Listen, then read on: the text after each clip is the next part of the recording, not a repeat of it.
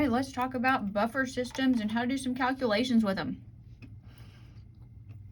First one, we want to know the pH.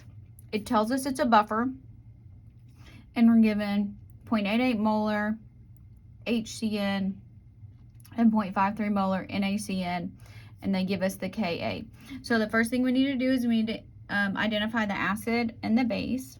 So Ka of HCN, that's going to tell you that that's the acid. This is the base. It's a buffer system, so let's use Henderson-Hasselbalch. pH equals pKa plus log base over acid. I'm always going to give you this equation so you don't have to memorize it. So pH, okay, so let's see pKa. Let's calculate that. We'll do it over here. You can do it in one step if you want to. Negative log 6.2 times 10 to the minus 10. Negative log 6.2, 10 to the minus 10. 9.21. So I'm just going to plug that in here. 9.21 plus the log, the base, just enter the concentration, over the acid, 0.88. Isn't this so much better than making an ice table? 8.99. Which this makes sense because compared to your pKa, you have relatively more acid than base, so it should be slightly lower than pKa, and it is. Let's look at the next one. We want to know the pH in a solution that is a combination of ammonia and its conjugate acid. So ammonia is the base, this is a conjugate acid. Now look here, we're given Kb. So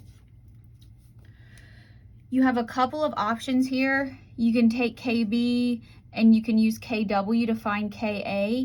My preferred method is to just go ahead and find pKb. Negative log 1.8 times 10 to the negative 5. So let's just do that. Negative log 1.8 10 to the minus 5. 4.74. All right, so that's pKb. Now, pKa is 14 minus pKb. So 14 minus 4.74. So we're just doing a little bit of prep work right now. Minus that answer. So we get 9.26. From here, Henderson-Hasselbalch.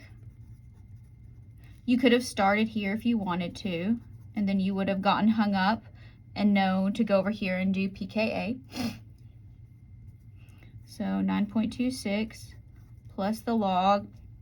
And you don't have to do a cursory check and say that this is between 0.1 and 1 or 10, 0.1 and 10. Just look at it. They're pretty close. So base, again, it doesn't matter whether you're dealing with a base conjugate acid or an acid conjugate base. We're talking about the one that acts like the base and the one that acts like the acid.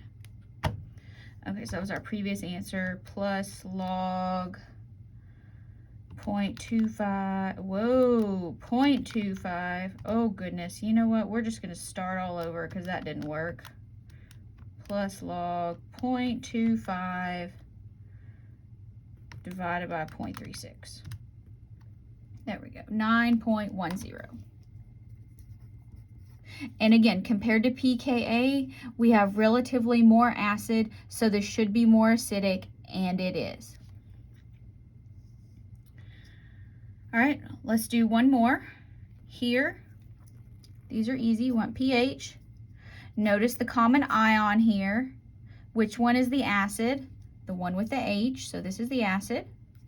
This is the base because it has the sodium in it. So sodium is pH neutral, remember, so this is just the acetate. And we're given a Ka value. pH equals, that's Ka, so let's find pKa. negative log 1.8 times 10 to the negative 5. You should get 4.74, but I'll just prove it to you one more time. 10 to the minus 5th.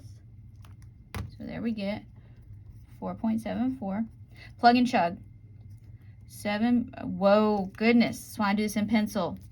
Brain gets ahead of pencil. 4.74 plus the log. The base in this case is 0.12. The acid 0.075. Now here, if you look, we have more base than we have acid. So let's see if the pH of this buffer when we're finished, there's a glare there. That's better. Is larger than the pKa. 0.12 divided by 0.075. Look at that. It is 4.95. So here the pH is higher. It's more basic because we have a higher concentration of base.